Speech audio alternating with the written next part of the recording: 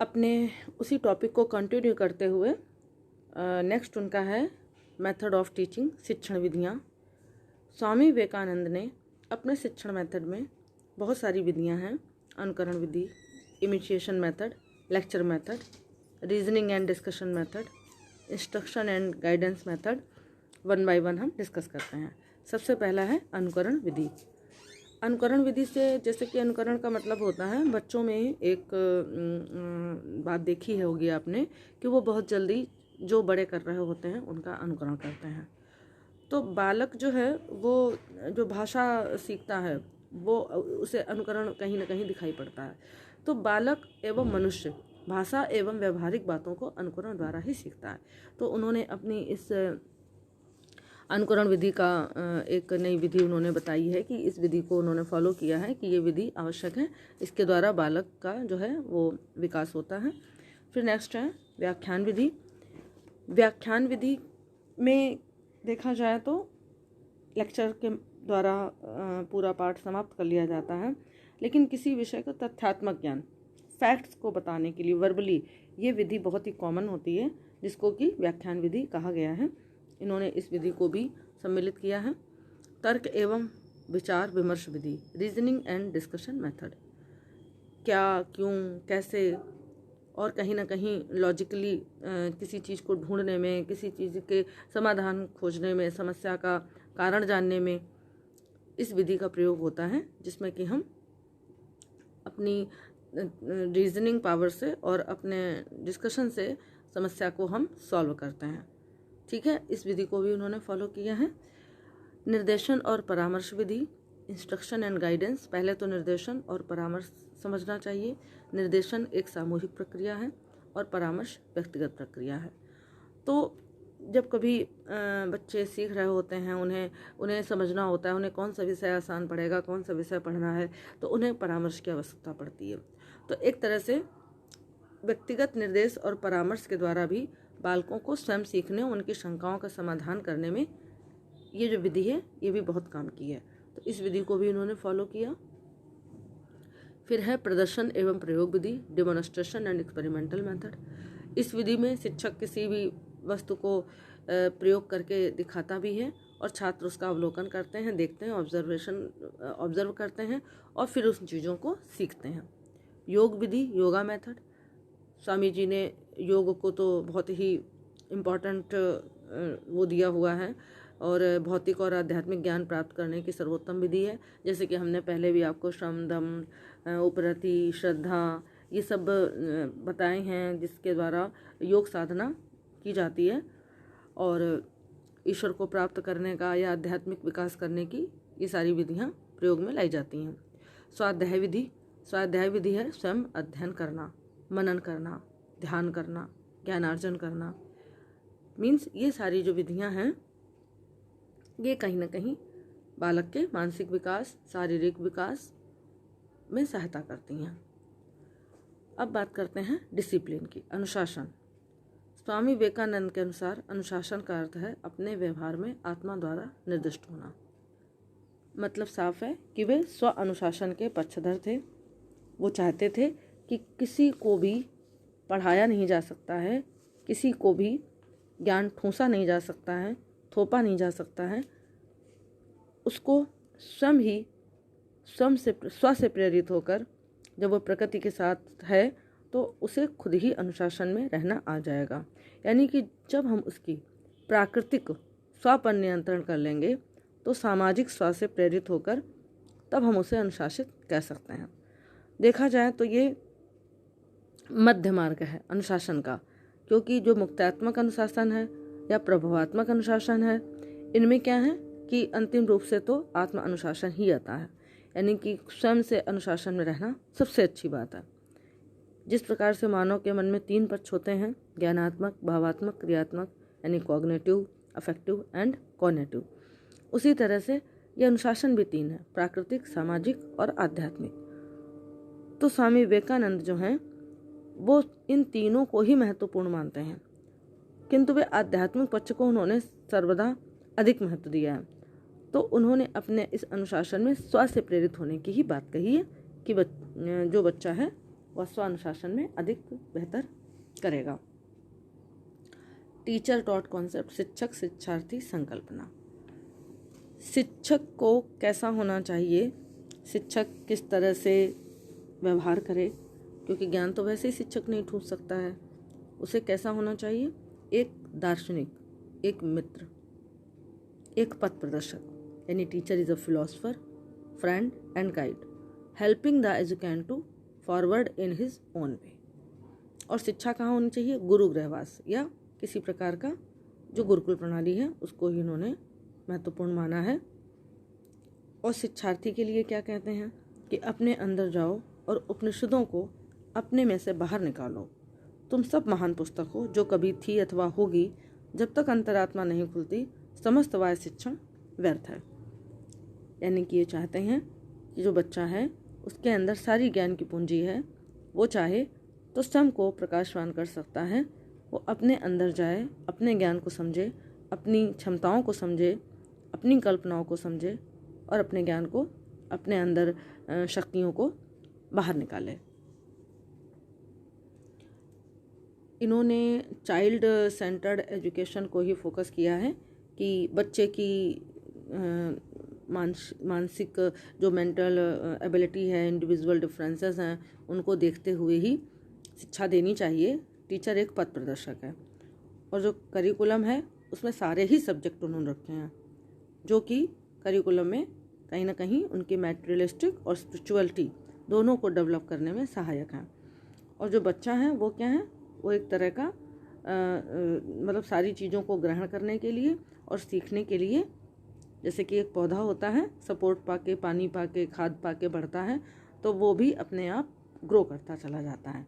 यानी कि teacher, child और करिकुलम, बट इनकी शिक्षा भी चाइल्ड सेंटर्ड ही थी। अब बात करते हैं कुछ इनकी जन शिक्षा की साधारण बातों की, मतलब जिसमें शिक्षा के अतिरिक्त और भी कई पक्ष हैं जिस पर इन्होंने ध्यान दिया, जिसमें से सबसे पहले है स्त्री शिक्षा, वुमेन एजुकेशन। शिक्षा के अन्य पक्ष में जो स्त्री शिक्षा की बात कही है उसमें इन्होंने बोला है कि जो स्त्रियों की शिक्षा है वो बहुत ज़रूरी है, बहुत आवश्यक है, लेकिन ये को एजुकेशन के जरूर खिलाफ थे, सह शिक्षा के विरोधी थे। लेकिन स्त्रियों को शिक्षा दी जाए इसका उन्होंने पूरी तरह से सपोर्ट किया है। इन्होंने कहा है कि पहले अपनी स्त्रियों को शिक्षित करो, तब वे आपको बताएंगी कि उनके लिए कौन से सुधार आवश्यक हैं, उनके मामले में तुम बोलने वाले कौन हो। इसके अतिरिक्त एक कोटेशन और भी है कि हिंदू महिलाओं की बहुत खासियत जिसे उन्होंने विकसित की है कि और जो जीवन का आदर्श है वह माँ की है, वो कहीं भी है। यानी कि इन्होंने जो नारीत्व का जो पश्चिमी आदर्श दिया है कि जो पत्नी होती है वो जो है एक पश्चिमी कहीं उसमें फ्रंट दिखाई पड़ता है, और जबकि अगर हम पूर्वी देशों की बात करें तो उसमें एक आदर्श माँ की तरह दिखाई पड़ती है। कुल मिला के स्त्रियों को सम्मान देना चाहिए और उन्हें शिक्षित करना चाहिए, उन्हें आगे बढ़ने के अवसर देने चाहिए, है ना, क्योंकि वो जो स्त्रियां हैं वो कहीं ना कहीं गृहस्थ धर्म में निर्वाह में भी निपुण हों, वो आदर्श माताएं बने, वीर पुत्रों को जन्म दें और समाज को उचित दिशा निर्देशन दें, जिससे कि देश का भी गौरव बढ़ेगा। इसके अतिरिक्त उन्होंने स्त्रियों के लिए ये भी कहा है कि आदर्श पात्रों को हमेशा लड़कियों को निस्वार्थता के सिद्धांतों के प्रति समर्पण के साथ आत्मसात करने के लिए प्रस्तुत करना चाहिए। यानी कि उन्होंने खाना बनाना, घर गृहस्थी, ये सब कामों में भी औरतों को शिक्षा प्राप्त होनी चाहिए, उन्हें इन सब बातों की भी शिक्षा दी जानी चाहिए। और एक बात कही है कि दुनिया के कल्याण की कोई संभावना नहीं है जब तक कि महिलाओं की स्थिति बेहतर न हो। बहुत बड़ी बात उन्होंने कही है, जो कि आज भी वर्तमान में भी इसकी ज़रूरत दिखाई पड़ती है। एक पक्षी को एक पंख पर उड़ना संभव नहीं है। स्त्री शिक्षा पर उन्होंने पूरी तरह जोर दिया, क्योंकि उसी से राष्ट्र का उत्थान भी होगा और देश का गौरव भी बढ़ेगा। जन शिक्षा की बात करें, मास एजुकेशन की, तो वो उसकी कभी भी अवहेलना नहीं करना चाहते थे, क्योंकि वो जानते थे कि दीन दुखियों और निम्न वर्गों के लोगों के बीच में जहाँ भोजन तक उपलब्ध नहीं है, वहाँ पर अगर कोई खाई होगी, लोग एक दूसरे के लिए नहीं सोचेंगे, तो शिक्षा के तो उद्देश्य ही पूरे नहीं होंगे। तो उन्होंने समाज को, राज्य को और सब चीज़ों को देखते हुए कहा है कि मैं जनसाधारण की अवहेलना करना महान राष्ट्रीय पाप समझता हूँ। यह हमारे पतन का मुख्य कारण है। जब तक भारत की सामान्य जनता को एक बार फिर उपयुक्त शिक्षा, अच्छा भोजन, अच्छी सुरक्षा नहीं प्रदान की जाएगी, तब तक प्रत्येक राजनीति बेकार सिद्ध होगी। उनका कहने का अर्थ था कि समाज और राज्य में जन शिक्षा की व्यवस्था की अगर अपेक्षा की गई, उसे किनारे किया गया, तो फिर कुरीतियाँ और जो बातें हैं वो अधिक प्रभावशाली होंगी और जिससे कि राष्ट्र हमारा पिछड़ जाएगा। तो कुल मिला के विवेकानंद का तात्पर्य यह है कि बालकों को, बालिकाओं को, युवकों को, अशिक्षित प्रौढ़ों को, सबको शिक्षित करो, ताकि शिक्षित लोग जो हैं वो इस तरह की कुरीतियों से हमारे देश को बचा सकेंगे। धर्म शिक्षा में उन्होंने सभी शाश्वत मूल्यों को ही स्वीकार किया है। वेदांत के तत्व को स्वीकार किया है, ब्रह्म सत्य है उसको स्वीकार किया है, ईश्वर है उसको स्वीकार किया है, और वो सभी धर्मों में एक तरह से उनकी पूर्ण निष्ठा थी। शिकागो विश्व धर्म सम्मेलन में उन्होंने कहा था कि मुझे गर्व है कि मैं हिंदू धर्मावलंबी हूँ जो सहिष्णुता और विश्व बंधुत्व की शिक्षा देता है। या लोगों का ये सोचना व्यर्थ है कि संसार में कभी केवल एक ही धर्म होगा, क्योंकि उनके अनुसार प्रत्येक धर्म बुद्धि तर्क से परिपुष्ट होना चाहिए, तभी वह स्थायी हो सकता है। धर्म के प्रति उनकी जो सोच है वो बहुत बड़ी है और उन्होंने सभी धर्मों का सम्मान किया है और वो केवल एक मानवता के धर्म को ही सबसे बड़ा मानते हैं। वोकेशनल एजुकेशन की बात करें तो उन्होंने सभी सैद्धांतिक शिक्षा का खंडन भी किया है। वो नहीं चाहते हैं कि ऐसी शिक्षा दी जाए जो उन्हें भविष्य के लिए तैयार ही न करती हो। उनके अकॉर्डिंगली तुमको प्रत्येक क्षेत्र में व्यवहारिक बनना होगा। संपूर्ण देश का सिद्धांतों के ढेरों ने विनाश कर दिया है।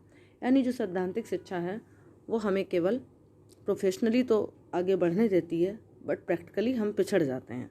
तो ऐसी शिक्षा हो, व्यवहारिक शिक्षा हो, जो हमें व्यावसायिक तौर पे भी कहीं ना कहीं इस्टेब्लिश करती हो। You will have to be practical in all spheres of work. The whole country has been ruined by mass theory. अब बात करते हैं मैन मेकिंग एजुकेशन, मानव निर्माण शिक्षा। मानव निर्माण शिक्षा में जैसे कि man is a combination of 3 letters, morality, ability and nobility. यानी कि आपके अंदर कहीं ना कहीं नैतिकता हो, योग्यता हो और विनम्रता हो। यानी ये 3 चीज़ें होंगी तो आपके अंदर कहीं ना कहीं एक तरह का परफेक्शन होगा और आप एक सुंदर चरित्र का निर्माण कर सकेंगे। मनुष्य बनाना मेरे जीवन का मिशन है। मैं राजनीतिज्ञ नहीं हूँ, न ही मैं सामाजिक सुधारक हूँ। यह फैशन आदमी के लिए मेरा काम है। मैं केवल आत्मा के लिए परवाह करता हूँ। जब यह सही है तो सब कुछ खुद ही सही होगा। यानी कि इनकी इस लाइन में मानव निर्माण शिक्षा के जो मेन तत्व हैं वो प्रदर्शित हो रहे हैं, है ना, क्योंकि वो वेदांत दर्शन को भी मानते थे और वेदांत भी हमसे यही कहता है कि हम सभी को आपस में प्रेम करना चाहिए और मानव के प्रति एक हमारी जो जीवन का अंतिम लक्ष्य है कि हम ईश्वर ब्रह्म की प्राप्ति कर सकें, मोक्ष प्राप्त कर सकें। यानी कि ईश्वर और मोक्ष के साथ में हम इंसान को भी परमेश्वर की तरह माने और उसका ध्यान रखें। जो अंतिम लक्ष्य है यानी निर्माता के साथ एकता प्राप्त कर सकें, ठीक है ना। और मनुष्य को सेवा भगवान के प्रति समर्पण के समान है, क्योंकि परमेश्वर हर इंसान के दिल में रहता है। तो अगर हम अपने आसपास के लोगों के साथ अच्छा व्यवहार करते हैं तो समझ लीजिए कि आपने भगवान की भी पूजा कर ली। मानव निर्माण जो है शिक्षा का अर्थ है शिक्षा को चरित्रवान बनाना, और चरित्र जो है आत्मविकास की नींव है। उन्होंने सभी धर्मों को समान दृष्टिकोण से विकसित करना चाहिए और उन्हें समझना चाहिए कि सभी धर्मों के लिए आवश्यक तत्व एक समान है। कोई भी धर्म एक दूसरे से नीचे नहीं है। अब कैरेक्टर फॉर्मेशन के लिए, चरित्र निर्माण के लिए कौन कौन सी बातें होनी चाहिए? Will power, moral and spiritual value, Gurukul system, formation of good habit, learning through mistakes, hard work. यानी कि एक अच्छे चरित्र के निर्माण के लिए सबसे पहले तो मन में अच्छा सा काम करने की, सीखने की, मन में लगन होनी चाहिए, विल पावर होनी चाहिए कि हमें काम करना है तो करना है, उसके लिए कभी भी पॉजिटिव होना चाहिए, और फिर उससे अच्छी आदतों का निर्माण होता है, जो कि कहीं ना कहीं उसमें विनम्रता, उसमें नैतिकता, उसके अंदर सद्भावना, उसके अंदर प्रेम, इन सारी भावनाओं का विकास करके उसको एक अच्छा चरित्रवान व्यक्ति बनाते हैं। Purity, patience and perseverance are the 3 essential to success and above all। शिक्षा दर्शन का अगर मूल्यांकन देखें तो स्वामी विवेकानंद के लिए कुछ भी कहना अपने आप में कम है, क्योंकि वो एक बहुमुखी प्रतिभा के व्यक्तित्व थे और उनके अंदर सांस्कृतिक और आध्यात्मिक दोनों ही तरह की चीज़ों के दर्शन होते रहे हैं।